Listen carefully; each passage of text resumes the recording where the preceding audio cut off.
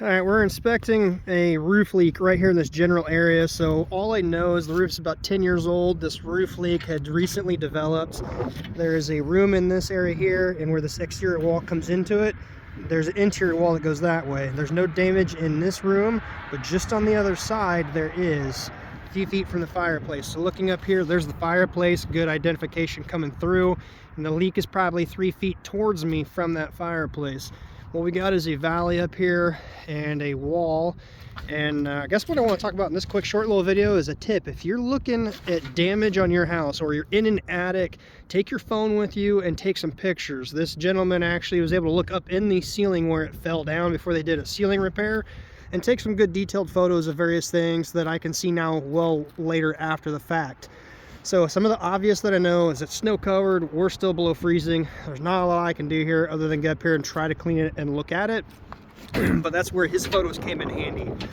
What I gotta do is wait for this to melt off to actually get up here and see, because the leaks that occur, in my opinion, 7 to 15 years later are typically a bad install and the way they nailed where shingles come together, because it doesn't leak right away. That looks like a keyway where two shingles come together. If there's a leak in that area, it makes a good seal around the nail and it doesn't leak. That's not the way it's supposed to be installed, but after time it wallers out, it starts to rust, causing a hole, and that's when those leaks appear. This one, I think there's several potential issues. The photo he showed me looking inside, coming up this wall, they replaced a piece of decking coming in. You can see old coil stock flashing going up the wall, so I don't think they have step flashing in here. I guess they could have re-step flashed on top of the coil stock, but I'm looking at the coil stock down near the bottom, which this is an exterior wall. It's going to be up a few feet right in that area. I could see light shining through when he took the photo inside looking up, like there's a nail hole through the coil stock. I'm guessing it's not flashed very well, and that's probably the culprit to this. If not, it could be due to the nail in the wrong area, finally wallered out leaking. Some of the other obvious known things is it's a pretty low slope right here, and they don't have much, if any, overhang. It's extremely important to overhang your shingles from your bottom edge. Also, on that note, this is drip edge. This is for a gable, not made for the bottom. It takes up space coming out over, and I understand why people did it back in the day. Previous employers of mine, they were just lazy or didn't know and ordered one material for the entire premises of the property. It's better than not using it, but there's certain materials like apron. Comes down further, goes up your roof deck further, does not come out like a T shape like this does. Use that on the bottom and use drip edge, this T-drip, on gable or rake ends. And why I don't like it, because it takes up the usable space of your gutter, and still water will wick up under if you run your shingles flush with it. So your shingles need to hang down past your drip edge. If you do a T-drip, I guess it's better than not, but hang your shingles down, because when they heat up, they'll kind of come down a little bit and give it a surface area to drip off of. What happens when you do this is it melts low pitch, water surface tension will wick back up under there. Then you mix that with no ice and water under over, and it's going to seep in and get in there. And that's partially why somebody tried to caulk it right here. Alright, we're gonna have to try to schedule to double back on this another day and see what we can see. The only other thing I want to point out, don't be tempted if you got rain coming to start putting nails through your shingles to tarp it off.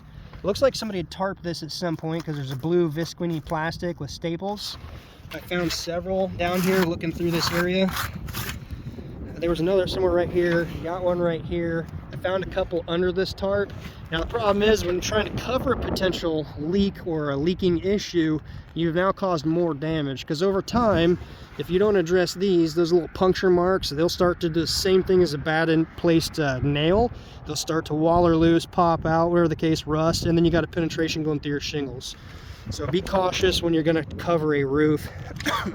Also, I see a lot of people do it. If you don't know, I get it, but watch some videos and you can kind of learn. If you've got a tarp blade up here, 1, don't nail it. 2, it doesn't need to cover this whole section, as long as you tuck under a shingle. I don't know if this is tucked. I'm guessing it's just laying up here. So anything above the tarp melts, it's going to run right under, or rain will run right under. So you need to make sure you tuck under an area. of the damage or cover over the ridge, whichever. You don't need to cover a huge section. You don't need to go buy a huge tarp. Typically, if it's a small area, shingle missing or something going wrong, an emergency pinch job, what we'll do is take a synthetic paper, cover the prone area under a section of shingles. So any of the above runs and melts down, it'll come on top of your paper and eventually work off. Just a little thing, you don't actually have to cause a lot of collateral damage nailing off tarps and things. Alright, I gotta move on to the next one. It's cold. I get these short little intervals in and out of the truck. Try to stay warm here, because as I said earlier, I did do a video this morning, January 22nd. It's cold. It's pretty freezing outside. It's still real snow covered. I gotta get to a couple other towns close to my area here. Should be another few hours on the road and then back working at home. So, alright, hopefully you learned something from this short little one. Until next time, be safe. We'll see you on the next one.